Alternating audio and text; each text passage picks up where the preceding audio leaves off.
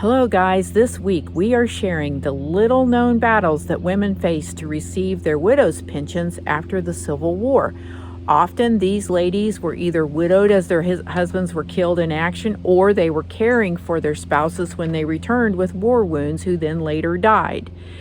As they became independent in their roles to support their families out of necessity, when they applied for their widow's pensions, they were often denied, being cited that they were too independent. These ladies didn't give up the fight, and listen to the story about the creative solution that one of these ladies used to prove her eligibility for a Civil War pension. Come on, let's go hear the story.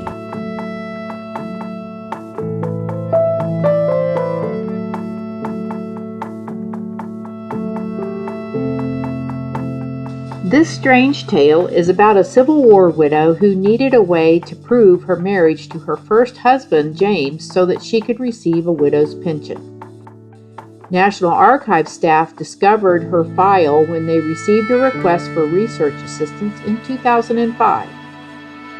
They noticed that the file was bulkier than usual, and they discovered this story when they looked inside. Charity Snider, who was born in 1837 and died in 1980, was first married to James J. Van Lew, a Union soldier from Michigan who died during the war in 1865. In those times, marriage records were not always readily available.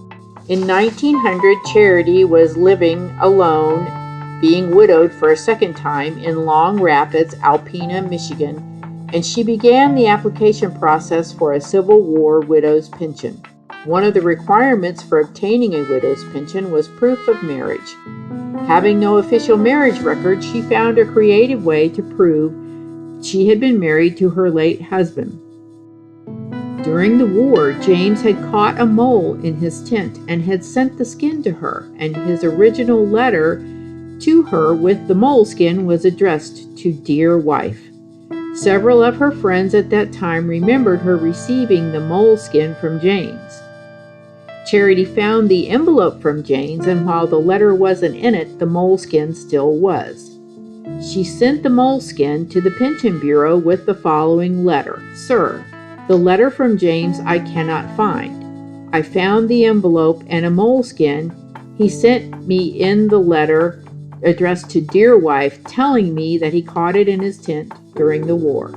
I also enclose 4 old letters from friends at that time, which will show you our discussion of the circumstances, which are that he wrote me from the army, that I was with him at Adrian and at the time that he went away for the last time prior to his death.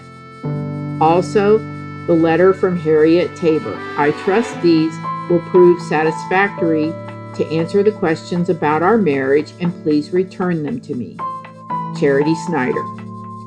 Charity received her pension, and the mole remains in her application file in the archives, preserved between polyester sheets. The Civil War Widow's Certificate Approved Pension Case Files, known as the WC series, contains 1.28 million files. Since 2007, the National Archives has been digitizing these files and posting them online, partnering with Family Search and Footnote.com.